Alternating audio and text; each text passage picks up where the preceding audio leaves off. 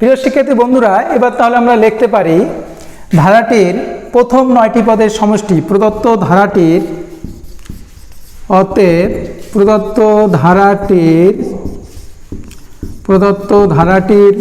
প্রথম 9টি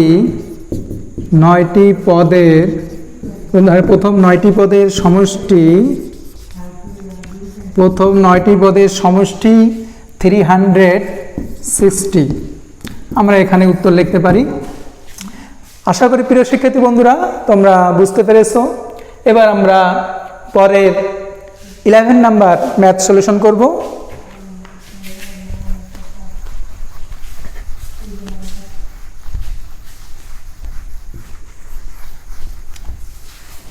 নাম্বার 11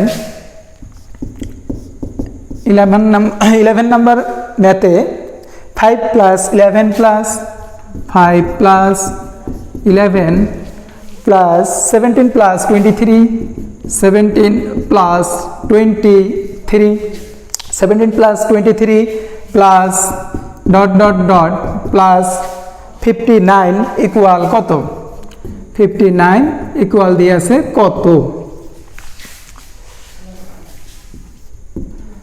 প্রিয় শিক্ষার্থী বন্ধুরা দেখো, এখানে 11 নাম্বার আছে 5 + 11 + 17 + 23 প্লাস ... দিয়ে আছে প্লাস 59। যদি প্রিয় শিক্ষার্থী বন্ধুরা তোমরা ভালো করে লক্ষ্য করো, যদি এই সিস্টেম বা এই পদ্ধতি অথবা এই ধারার কোনো অঙ্ক, এই ধারার কোনো প্রশ্ন পরীক্ষায় আসে, তাহলে আমাকে প্রথমেই বুঝতে হবে যে এখানে এই ধারাটির সমষ্টি বের করতে বলছে। ধারাটির কি বের করতে বলছে? সমষ্টি। কিন্তু সমষ্টি বের করতে গেলে আমাদের তো কততম পদের সমষ্টি বের করব সেই জিনিসটা আমাদের অজানা। তাহলে প্রথমেই আমাদের মূল টার্গেট হবে আমাদের এখান থেকে ধারাটির কোন পদ, আমরা n-তম পদের মানটাকে বের করব।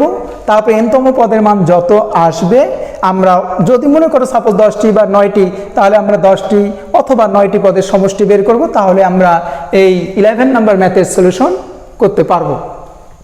তাহলে আমরা এখানে আগের মতোই লিখব। এখানে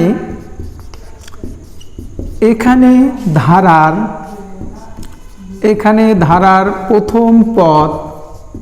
প্রথম পদ এর সমান হচ্ছে আমার 5। এখানে ধারার প্রথম পদ এর সমান 5 এবং ধারার সাধারণ অন্তর ডি সমান দ্বিতীয় পদ বিয়োগ প্রথম পদ হতে পারে, অথবা তৃতীয় বিয়োগ দ্বিতীয় হতে পারে। 11 - 5 ইকুয়াল পাচ্ছি আমরা 6। আগেই আমি বলছি যে এই ধারাটির কোন পদের সমষ্টি, আগে আমাদের জানতে হবে যে পদ সংখ্যাটা কত। তাহলে আমরা মনে করি এখানে তার আগে লিখতে পারি এটি একটি সমান্তর ধারা, কারণ পার্থক্য যেহেতু সেম একই। এটি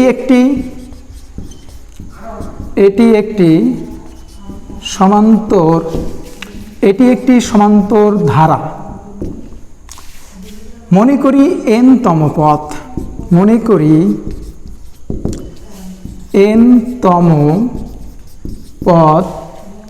59। আমরা জানি সমান্তর ধারার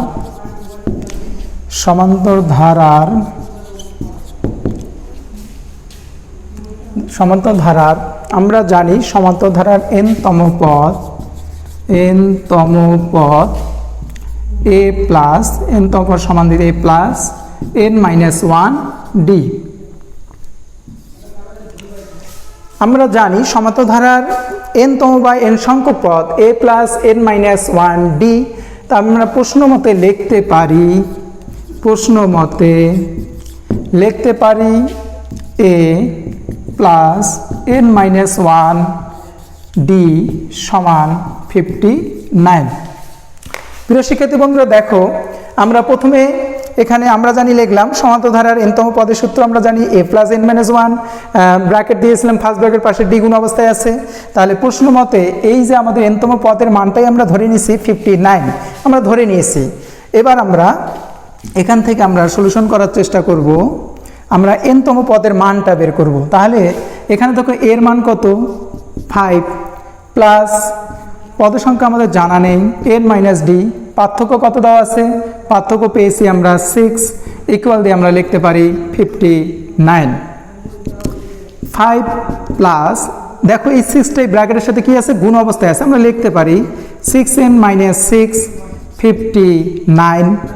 তাহলে এখানে আমরা পাচ্ছি 6n প্লাস 5 থেকে মাইনাস 6 বাদ দিলে আমরা পাচ্ছি -1, এখানে 59।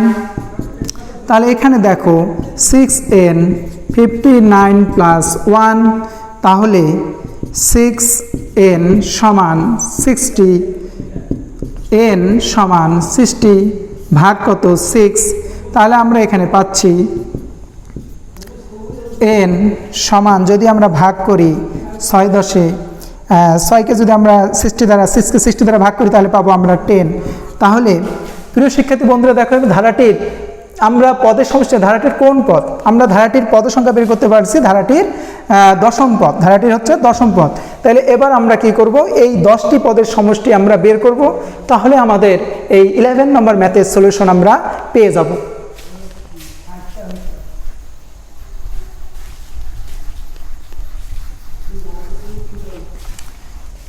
আমরা জানি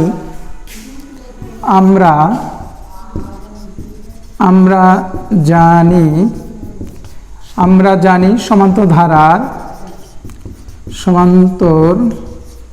ধারার n-তম পদের সমষ্টি, n-তম পদের সমষ্টি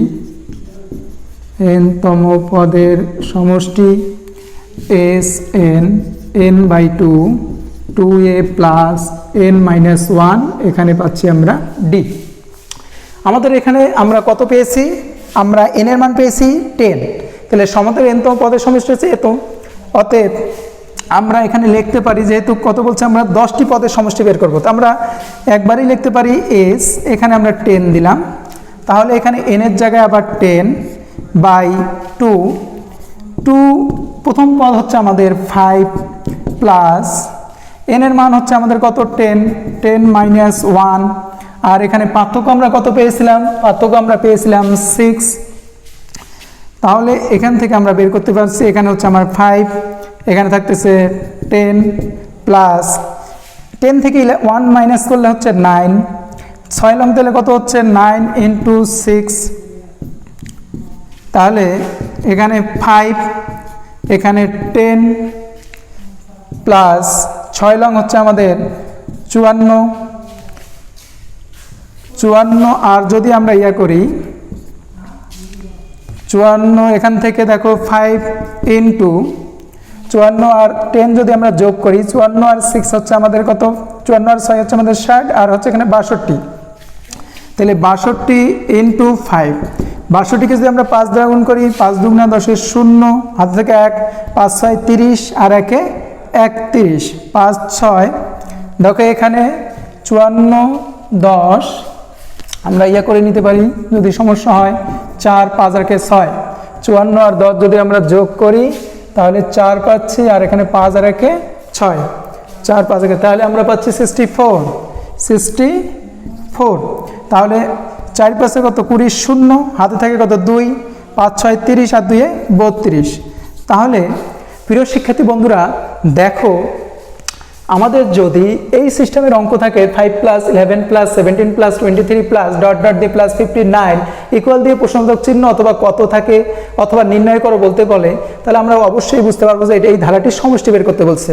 আর ধারাটির সমষ্টি বের করতে গেলে প্রথমে পদ সংখ্যা জানতে হবে, পদ সংখ্যা বের করতে গেলে আমরা আগের মতোই লিখবো যে এখানে প্রথম পদ বের করব, সাধারণত বের করব, তারপরে যখন প্রথম পদ সাধারণত বের করব তখন আমরা দেখবো যে পার্থক্যগুলো সেম একই থাকবে, তখন আমরা মনে করবো যে এটি একটি সমান্তর ধারা। আমাদের পদ সংখ্যা জানা নেই, মনে করি n-তম পদ আমরা ধরলাম 59, তাহলে সমান্তর ধারার n-তম পদের সমষ্টি কি জানি, a প্লাস n-1d, তাহলে আমরা প্রশ্নের মধ্যে লিখতে পারি যে a প্লাস n-1d ইকুয়াল কত 59। তারপরে আমরা পর্যায়ক্রমে মান বসাই দিয়ে দেখো n এর মান কত এনেছি 10, তাহলে আমাদের এই যে n সমান 10 অর্থাৎ 10টি পদের সমষ্টি, কয়টি পদের সমষ্টি বের করতে বলতেছে 10টি, তাহলে আমরা জানি সমান্তর ধারার এনতম পদের সমষ্টি এস এন, এস সাফিসিয়েন্ট বলতে পারি equal n by two second bracket two a plus first bracket n minus one গুণন হচ্ছে ডি। এখানে তাহলে আমাদের কয়টি পদের সমষ্টি? আমাদের বের করতে হবে 10টি পদের সমষ্টি। তাহলে আমরা এই এনের জায়গায় 10 বসাইলাম, এখানে এনের জায়গায় 10, 10 বাই 2, এখানে 2 পয়েন্ট, এর মান হচ্ছে আমাদের 5 প্লাস 10 মাইনাস 1 6, এখানে আমরা ব্র্যাকেট ক্লোজ করে দিব 5, এখানে 10 প্লাস এখানে 10 থেকে 10 থেকে 1 বাদ দিলে 9, তার সাথে 6 গুণ অবস্থায় আছে 6 লং 54, 54 আর 10 যদি আমরা যোগ করি তাহলে হচ্ছে আমাদের 64 আবার কার সাথে 5 এর সাথে গুণ অবস্থায় আছে, তাহলে 64 আর 5 গুণ করলে আমরা পাচ্ছি 300 কত 20। তা আমরা লিখতে পারি নির্ণয় ধারাটির 10টি আমরা তাহলে এখানেই অতএব আমরা কি পাইলাম? এই যে প্রদত্ত ধারাটির সমষ্টি আমরা কত পেলাম? 320 আমরা লিখতে পারি।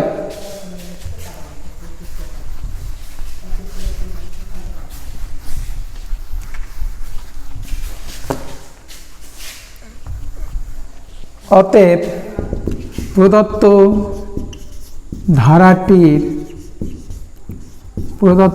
ধারাটির সমষ্টি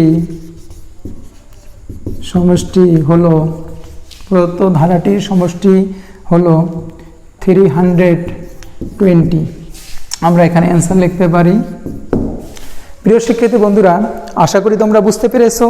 আমাদের 12 নাম্বার অঙ্কটি দেখো, সেম একই অঙ্ক, শুধুমাত্র শেষে কি দেওয়া আছে? -23 দেওয়া আছে। আমি বোর্ডের মধ্যে অঙ্কটা লিখতেছি। 12 নাম্বার অঙ্ক হচ্ছে আমাদের 29 plus 25 plus 21 plus 29 25 21 plus dot minus 23, minus কত 23 ইকুয়াল কত?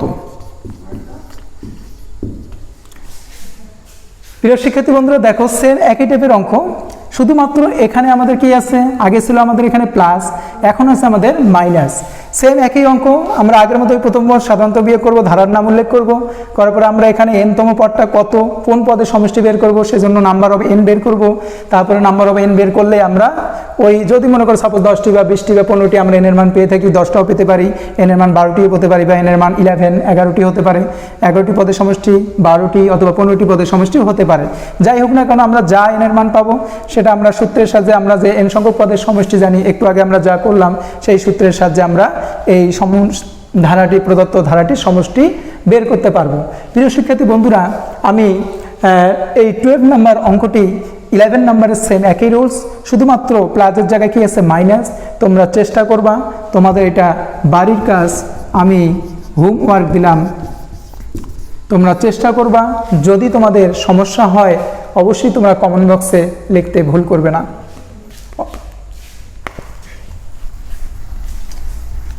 প্রিয় শিক্ষার্থী বন্ধুরা, আজকে আমি পর্ব দ্বিতীয়ের সর্বশেষ অঙ্ক নিয়ে আলোচনা করতেছি, নাম্বার 13, ভেরি ভেরি ইম্পর্টেন্ট অঙ্ক। প্রশ্ন দেওয়া আছে, কোনো সমান্তর ধারার 12তম পদ, কোনো সমান্তর ধারার 12তম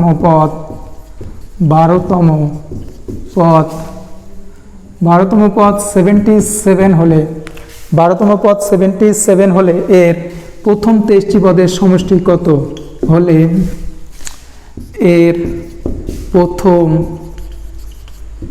23টি পদের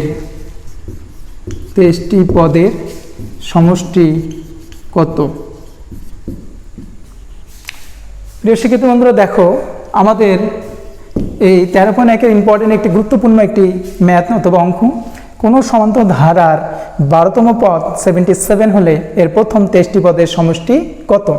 আমরা প্রথমেই লিখব যে এখানে সমান্তর ধারার প্রথম পদ সমান এ এবং সমান্তর ধারার সাধারণ অন্তর আমরা লিখতে পারি সাধারণত সমান হচ্ছে আমার ডি। আমরা জানি সমান্তরাল n-তম পদ, আমরা কি জানি?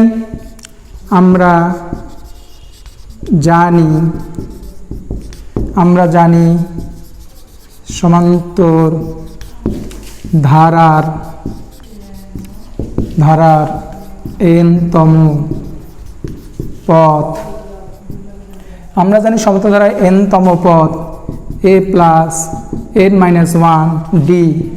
আমরা a প্লাস এই ডিটা ব্র্যাকেটের সাথে গুণ অবস্থায় আছে, তাহলে আমরা লিখব এন ডি মাইনাস ডি। এইটা আমরা দেব 1 নম্বর সমীকরণ। প্রিয় শিক্ষার্থী বন্ধুরা দেখো, এখানে বলছে যে সমান্তরাল 12তম পদ, তাই আমরা লিখতে পারি সমান্তর ধারার n-তম পদ কত পাইলাম? a plus N D minus D. তা আমরা লিখতে পারি সমান্তর ধারার n এর পরিবর্তে আমি লিখতে পারি 12তম পদ a প্লাস ঠিকই থাকবে, আমরা n এর পরিবর্তে কি দিতে পারি?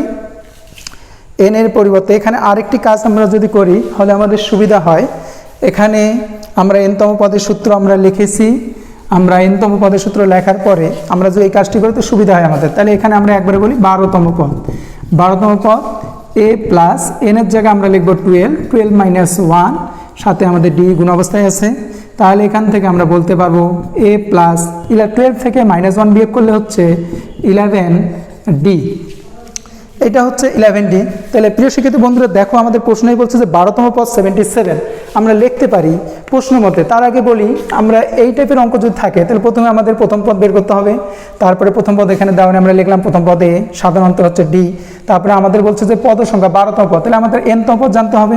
আমরা জানি সমান্তর ধারার n-তম পদ a প্লাস n-1 ডি। এখানে সমান্তর ধারার 12তম পদ, তাহলে আমরা শুধুমাত্র দেখো নাম্বারের জায়গায় আমরা 12 লিখেছি, 12 - 1 ডি। তাহলে a প্লাস ডি এর সাথে দেখো ব্র্যাকেটে যেটা আছে গুণ অবস্থায় আছে, 12 থেকে 1 বাই করলে 11 ডি। তাহলে আমরা লিখতে পারি প্রশ্ন মতে, আমরা লিখতে পারি প্রশ্ন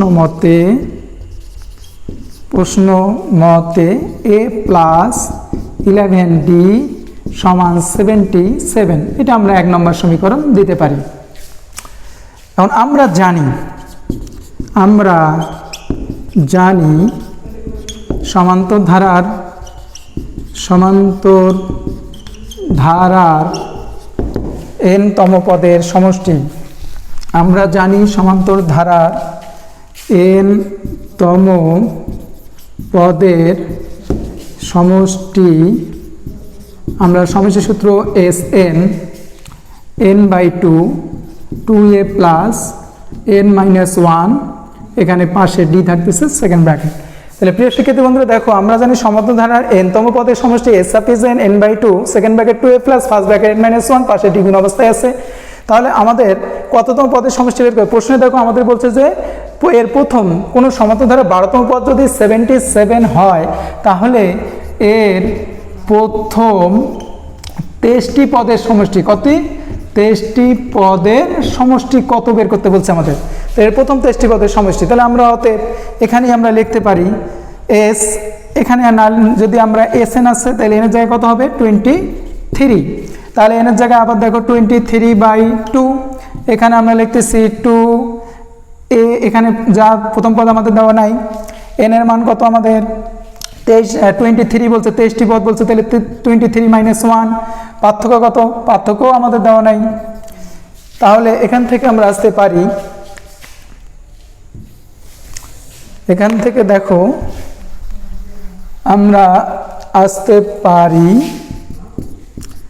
S23, এখানে 23/2 সেকেন্ড ব্র্যাকেট 2a প্লাস, যদি 23 থেকে আমরা -1 বিয়োগ করি তাহলে 22, তার সাথে ডিটা আমাদের গুণ অবস্থায় আছে, ডি গুণ অবস্থায়। তাহলে 23/2, এখানে দেখো 2a, এখানে জোড় সংখ্যা 2, এখানে হচ্ছে জোড় সংখ্যা হচ্ছে 22। তাহলে আমরা এখানে 2টা যদি কমন নেই তাহলে a প্লাস 11d। এখানে দেখো 2 আর 2 আমরা যদি কেটে দেই তাহলে 23 ইন্টু এই যে a প্লাস 11d আমরা প্রশ্ন মতো 1 নম্বর সমীকরণে লিখেছিলাম কত? 77। যদি 23 আর 77 আমরা গুণ করি, তাহলে আমরা উত্তরটা পেয়ে যাব 1771, অর্থাৎ 1700 কত, 1771 প্রিয় শিক্ষার্থী বন্ধুরা, আমাদের সসীম ধারার মধ্যে 13 নম্বর অঙ্কটা অনেক গুরুত্বপূর্ণ একটি অঙ্ক। প্রশ্ন ছিল কোনো সমতল ধারা 12তম পদ 77 হলে এর প্রথম 23টি পদের সমষ্টি কত। আমরা প্রথমে লিখবো এখানে প্রথম পদে সাধারণত ডি। আমাদের যেহেতু পদের কথা বলছে, তো আমরা জানি সমতল ধারার nতম পদ a প্লাস n-1d, তাহলে n এর পরিবর্তে আমরা কি বলবো, 12তম পদ। কততম, 12, কারণ 12তম পদ দিয়ে দেখো আমাদের 77 প্রশ্নের মধ্যে দেওয়া আছে, তাই আমরা n এর পরিবর্তে 12তম লিখবো। তাহলে n এর পরিবর্তে 12তম দিলে আমরা a প্লাস, তাহলে এখান থেকে মান বসালে আমরা পাচ্ছি a প্লাস 11d। তাহলে এই যে 12তম পদ a প্লাস 11d এর মান হচ্ছে 77।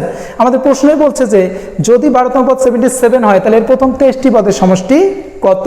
তাহলে আমরা জানি যে সমতল ধারার nতম পদের সমষ্টি Sn, n/2 আমরা যে সূত্র জানি। এখন n এর জায়গায় 23 বসাবো, n এর জায়গায় 23/2, 2a এর মান আমরা ধরে নিয়েছিলাম প্রথম পদে। এখানে নাম্বার হচ্ছে 23 - 1, d হচ্ছে আমাদেরকে সাধারণ অন্তর, এখানে দেওয়া নেই, আমরা ধরে নিয়েছি d। তাহলে এখানে আমরা যদি এখন কাজ করি, 2a প্লাস 23 থেকে -1 বাদ দিলে 22 ইন্টু d, অর্থাৎ 22d। এখানে দেখো 2, এখানেও 2, দুটি জোড়ার সঙ্গে আমরা 2 কমন নিতে পারি, তাহলে a প্লাস 11d। এখানে 2 কেটে দেই, তাহলে 23 এবং এর সাথে আমরা পেয়েছি 77। আমরা লিখতে পারি 1 নম্বর হতে পাই, 1 নম্বর হতে পেয়েছি a প্লাস 11d এর পর কত, 77 পেয়েছি। তাহলে 23 আর 77 যদি আমরা গুণ করি, তাহলে আমরা অ্যান্সার পাবো 1771। তাহলে প্রিয় শিক্ষার্থী বন্ধুরা, আমরা লিখতে পারি প্রদত্ত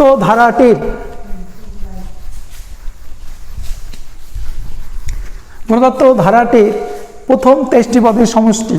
অতএব প্রদত্ত ধারাটির প্রথম 23টি পদের সমষ্টি 1771। প্রিয় শিক্ষার্থী বন্ধুরা, আশা করি তোমরা প্রত্যেকেই বুঝতে পেরেছো। আমি আজকে 9, 10, 11, 12 তোমাদের বাড়ি কেস দিয়েছি এবং 13 নাম্বার ম্যাথ সলিউশন করলাম। প্রিয় শিক্ষার্থী বন্ধুরা, যদি তোমাদের বুঝতে অসুবিধা হয়, তোমরা কমেন্ট বক্সে লিখবা।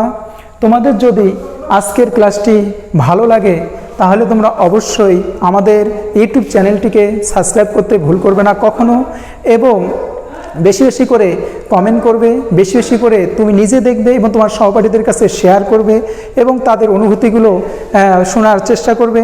এবং তোমাদের বেশি বেশি করে শেয়ার, কমেন্ট এবং সাবস্ক্রাইবের মাধ্যমেই আমাদের উৎসাহ এবং উদ্দীপনা বেড়ে যায়। আমরা যদি তোমরা বেশি বেশি করে তোমাদের বেশি বেশি করে উৎসাহ উদ্দীপনার মাধ্যমেই আমরা আরও ভালো ভালো ক্লাস উপস্থাপন করার উৎসাহ পেয়ে থাকি। প্রিয় শিক্ষার্থী বন্ধুরা, তোমরা বেশি বেশি করে আমাদের ক্লাসগুলো দেখবে এবং যারা এখনও আমার সসীম ধারা প্রথম পর্ব দেখোনি, অবশ্যই তোমরা প্রথম পর্ব দেখে নিবে, কারণ সেখানে অনেক গুরুত্বপূর্ণ কিছু কথা আমি আলোচনা করেছি। প্রিয় শিক্ষার্থী বন্ধুরা, তোমরা সবাই ভালো থাকো, সুস্থ থাকো। আজকে এখানেই শেষ করতেছি। আল্লাহ হাফেজ।